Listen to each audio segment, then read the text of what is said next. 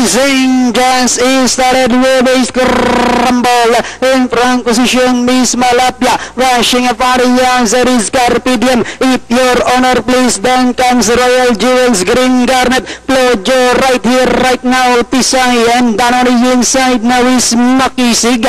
Then next online is Garnet, while Action Sailor is the early trailer by about 12 lengths of Dalibo. Racing down the back stretch, we have Carpe Diem takes command by about half length. Miss Malapia is on the outside. If your honor please is racing in third, and in fourth Makisig. Then next online is Royal Jewels. Alongside comes Plojo. Then comes right here right now Green Garnet. Tisay Garnet comes next, while Action Sailor is still racing in 11th. Another 14 we have Carpe Diem enjoying a length and a half lead. Miss Malapia moving up now on the outside is Royal Jewels. Makisig, Plojo comes next, and they are now entering the home stretch.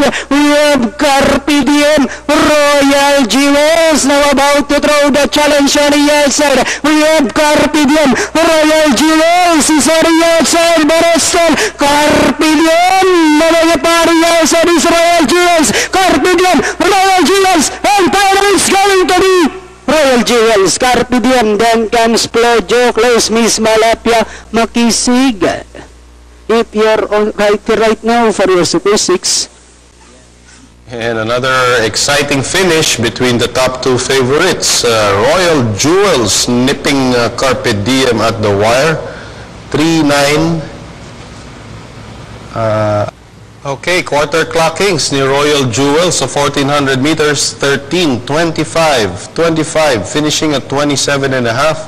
Total time, 1 minute 30.4 seconds.